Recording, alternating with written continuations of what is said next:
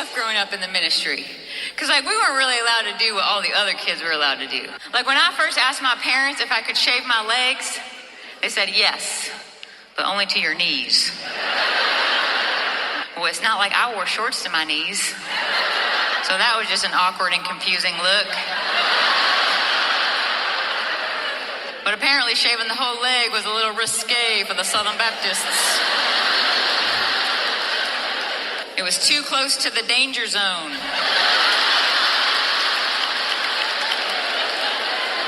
Avoid the danger zone. That's all we knew. Highway to the danger zone, this strip of leg right here.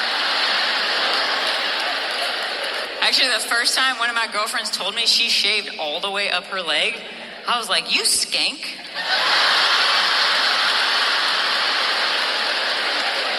I told my small group leader on her, y'all. She said, honey, we don't say that word. We say Jezebel. She's a Jezebel. I'd have prayed that spirit right out of her, but I was Baptist, so I didn't know how.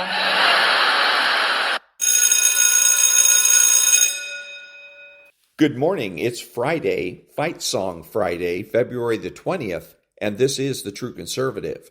Welcome to all the butchers, bakers, and candlestick makers out there. I'm Ron, your host, and the only true conservative in the United States today. So today, after the Serenity Prayer and the patriotic song of the day, we will have Varney and Company, motivation, meditation, and the Cold War. All that and more when I get back.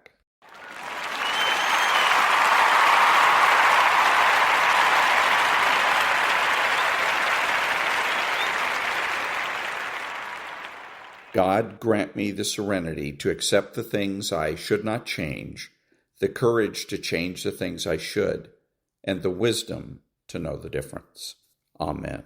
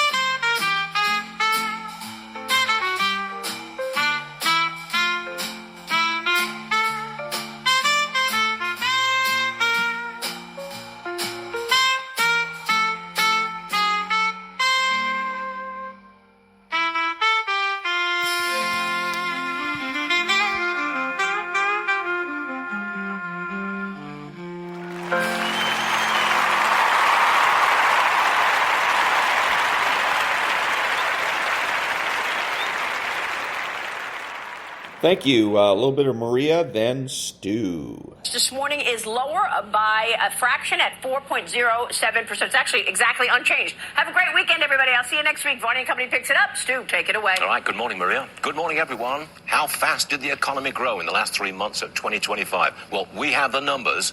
They were delayed by the government shutdown, but we got them. Here we go.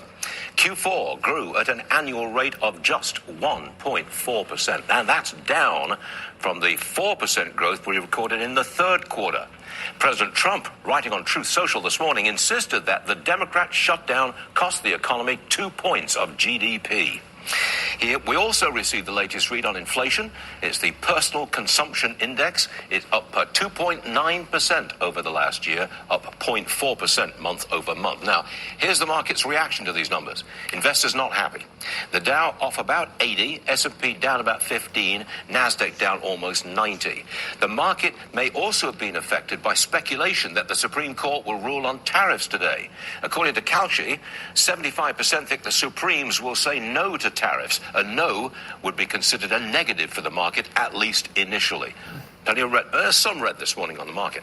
Bitcoin, 66,800 right now. Interest rates, we have the 10-year just above 4%, 4.07. The 2-year just below 3.5%, not much change, 3.48. The price of gold still above $5,000 an ounce, but only just 5,064. Silver back to $80 an ounce. Oil in the mid-$60 a barrel range. Right now we got 66. Gas, creeping back towards $3 a gallon, 2.93. On the show today, the president lays down a timeline for a deal with Iran. He says 10 to 15 days maximum. If there's no deal, he says the Iranians will not be happy. The Wall Street Journal says the administration is considering a range of military options, including an initial limited strike within a matter of days. Could be a big week. Could be a big weekend. At his rally in Georgia, the president said he's won on the issue of affordability. He got out and about, greeting workers and customers at a fast food outlet. He was given a warm reception. And Andrew Mountbatten Windsor has been released from custody. He's facing charges relating to trafficking women to Buckingham Palace and passing trade secrets to Jeffrey Epstein. As he was being driven away, he looked shocked. He has shaken and he's embarrassed the monarchy. It's Friday, February the 20th, 2026. Varney and Company is about to begin.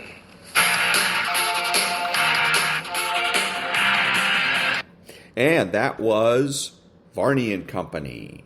Back in a minute. Oh no, nonprofit news now. Now, back in a minute.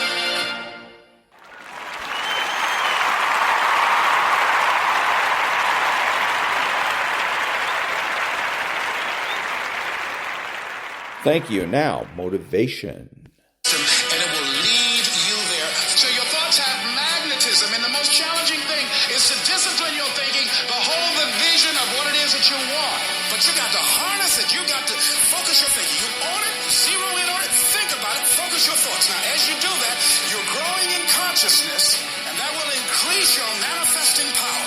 Hold the vision. Hold the vision. You get your head right. You hold the vision of what it is you want to create.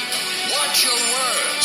You get around the right people, and you work. Nothing works until you do. Work as if everything depends upon you. Find out what it is you want and go after it as if your life depends on it. Why? Because it does. You got to take responsibility to make it happen. If you fail, so what? Come back again and again and again and again. If it's something that you love, if it's your passion, until you do it. The people that make it in this life, they look around for the circumstances that they want, and if they can't find them, they create them. Throw your whole self into it. All you can do is all you can do, and all you can do is enough. But make sure you do all you can do. Decide that you're not going to give up no matter what. Talk to yourself when you find that inner conversation that the world has given you, that negative part of you saying you can't do it. Affirm over and over again, speaking with power, feeling, and conviction, I can do it. I will do it. But as you do that, as you sell yourself on your ability to make it happen, as you continue to plunge forward, as you are relentless in finding ways, becoming more creative and resourceful and determined that you're going to make it happen, you will snatch victory from the jaws of defeat. And that was some motivation. Back in a minute.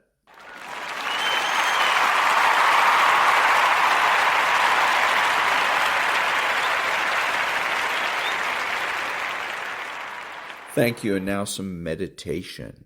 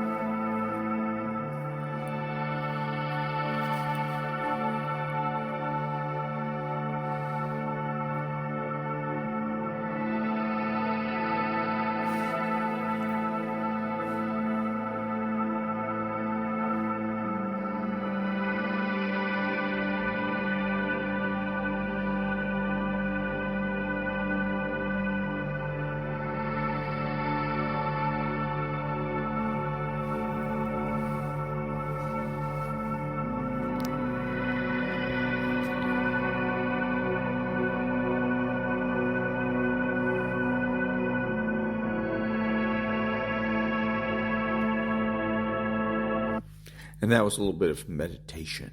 Back in a minute.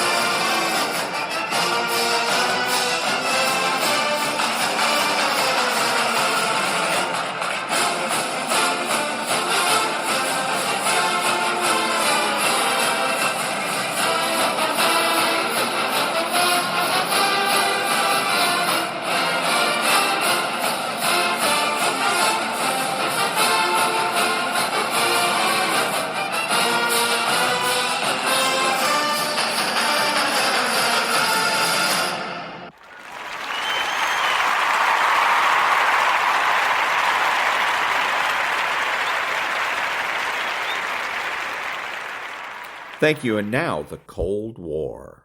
In 1980, when the first M1 Abrams rolled off the production line in Lima, Ohio, Soviet military analysts in Moscow were watching closely. What they saw made them smile. The Americans, they concluded, had built a catastrophically flawed machine.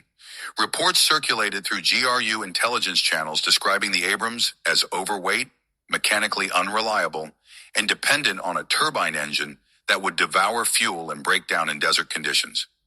One assessment called it a monument to American excess.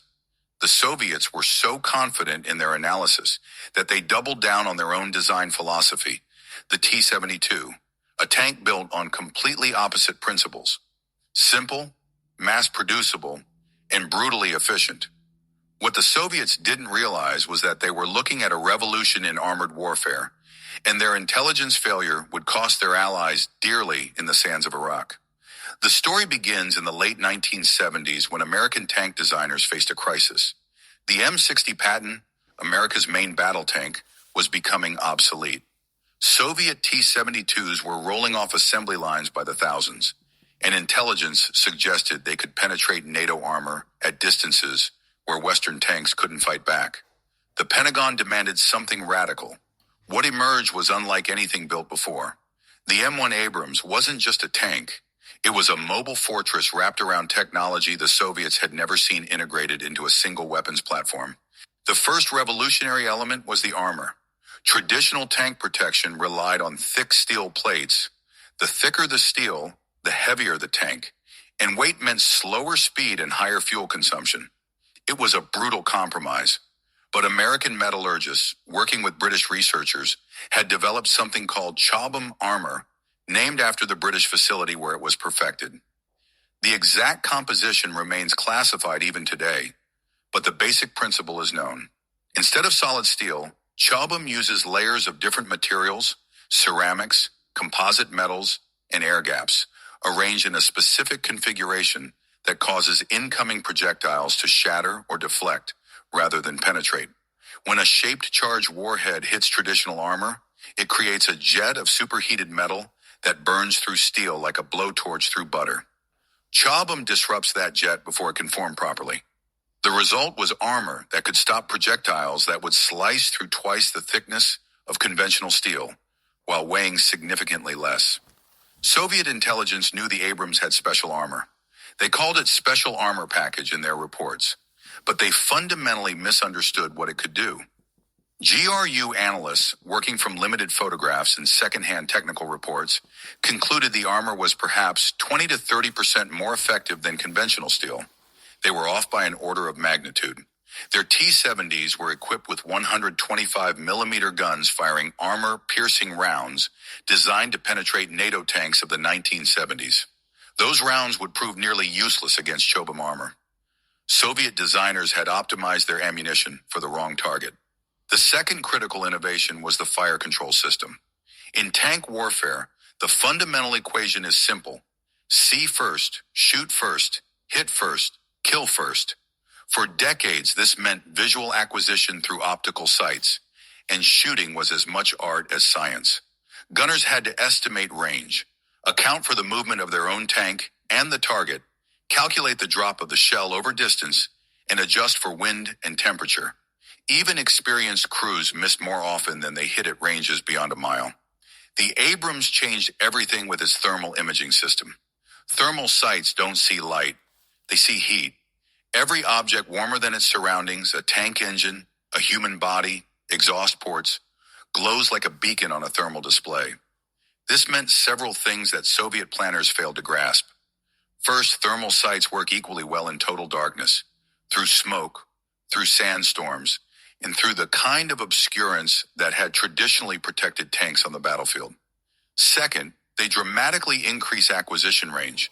An experienced Abrams gunner could spot enemy armor at distances exceeding 4 kilometers, far beyond what visual or conventional night vision could manage. Third, and most critically, the thermal sight was integrated with a ballistic computer that automatically calculated firing solutions. The gunner would place the targeting reticle on an enemy tank, press a button to laser range the target, and the computer would instantly adjust the gun for range, the tank's own movement, ammunition type, barrel wear, even the temperature of the propellant. The gunner simply kept the reticle on target and pressed the trigger. First round hit probability at 2,000 meters approached 90%.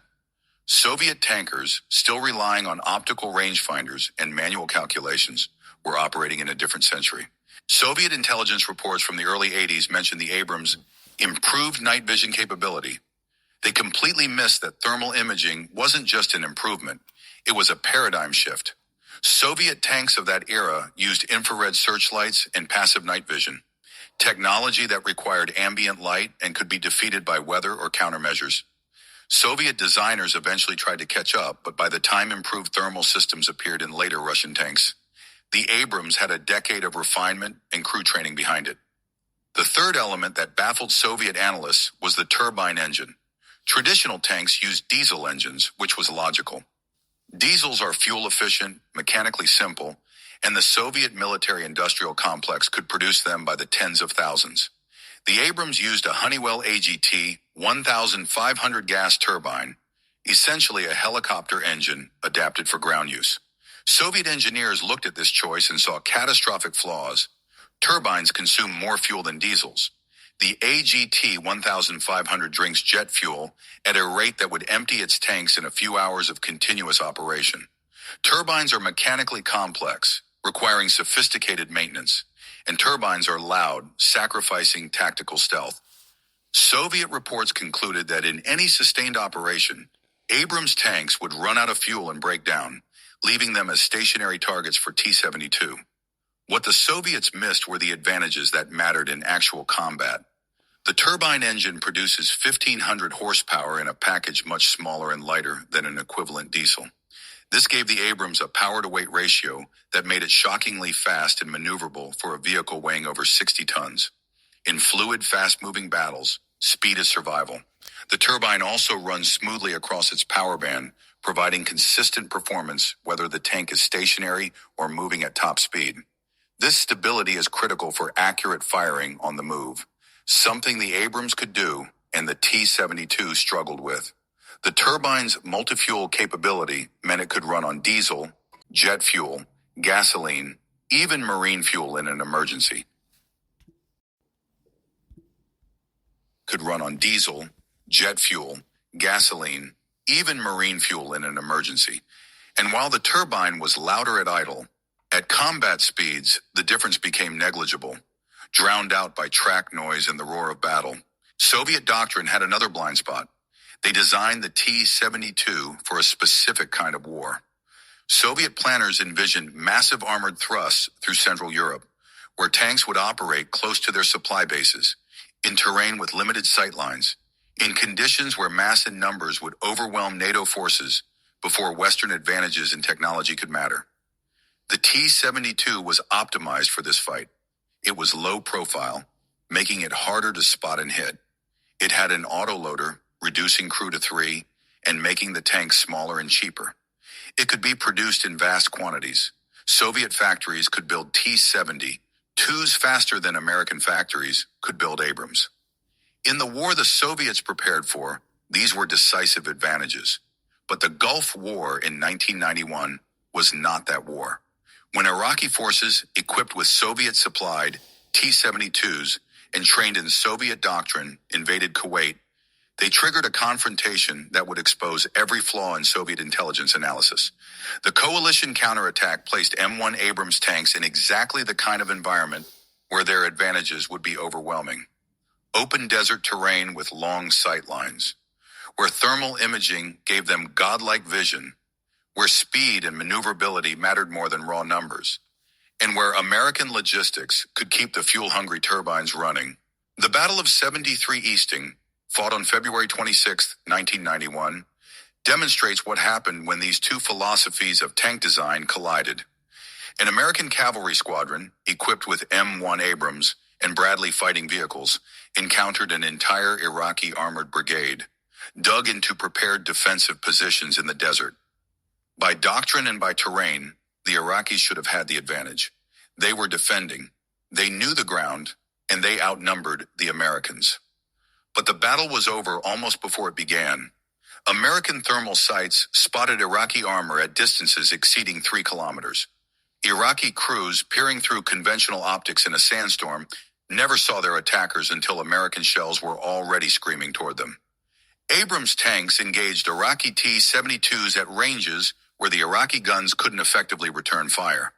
When Iraqi tanks did shoot back, their rounds either fell short or bounced off Chubam armor without penetrating. The American squadron destroyed over 50 Iraqi tanks and armored vehicles in 23 minutes of combat while suffering no losses.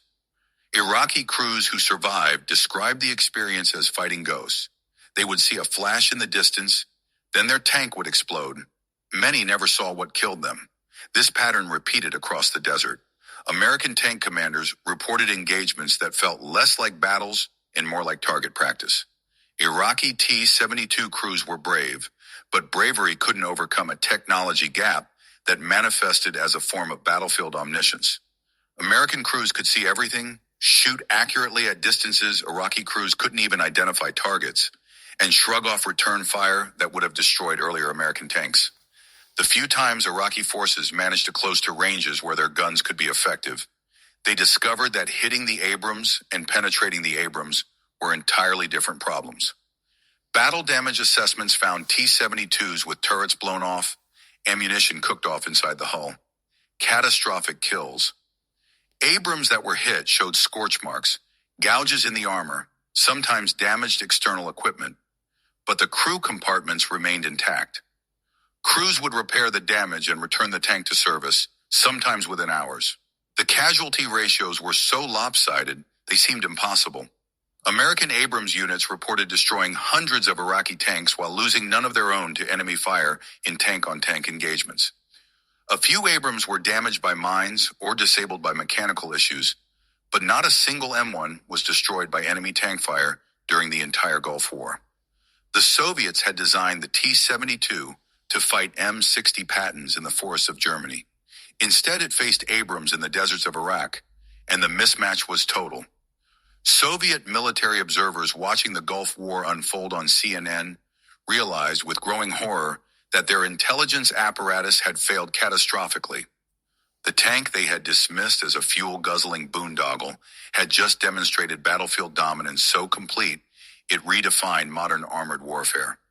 Russian military journals published anguished post-mortems. How had they gotten it so wrong? The answer was systemic. Soviet intelligence focused on specifications they could measure. Armor thickness, gun caliber, engine output, and judge designs against their own doctrine and priorities. They couldn't easily quantify the advantage of thermal imaging because they'd never experienced a battle where one side had it and the other didn't. They underestimated Chobham armor because they'd never tested it, and their assumptions about its effectiveness were based on extrapolations from conventional armor. They saw the turbine engine's fuel consumption as disqualifying because their own logistics couldn't have supported it, never considering that American logistics were fundamentally different. They analyzed the Abrams as if it were a Soviet tank built by wasteful Americans. They never understood it was a different kind of weapon entirely. The Gulf War forced a reckoning. Russian tank design shifted dramatically. Later models incorporated thermal sights, composite armor, and improved fire control, all lessons learned from watching T-72s burn in Iraq. But the learning curve was steep and expensive. The Soviet Union collapsed months after the Gulf War ended, and the Russian Federation that emerged lacked the resources to fully modernize its armored forces. Many of the T-72s destroyed in Iraq weren't even the latest variants. They were export models with downgraded armor and older ammunition. But even the most advanced T-72s in Soviet service would have struggled against the Abrams. The technology gap was real. Today, more than 3 decades later, the M1 Abrams remains in service, continually upgraded with new armor packages, better computers, improved ammunition. The latest versions bear only superficial resemblance to the tanks that fought in 1991, but they're built on the same revolutionary foundation. See first, shoot first, survive being shot. The tank the Soviets laughed at proved to be one of the most dominant weapon systems of the late 20th century, not despite Soviet dismissals, but in some ways because of them. While Soviet designers optimized the T-72 to fight the war they expected, American designers built the Abrams to win the war nobody had seen coming. Intelligence failures have consequences.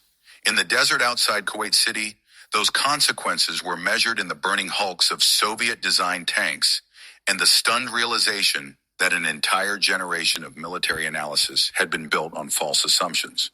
The Abrams didn't just win battles. It revealed that the Soviets had been preparing for the wrong war with the wrong tools, and by the time they understood their mistake, the world had already moved on. And that was the Cold War. Back in a minute.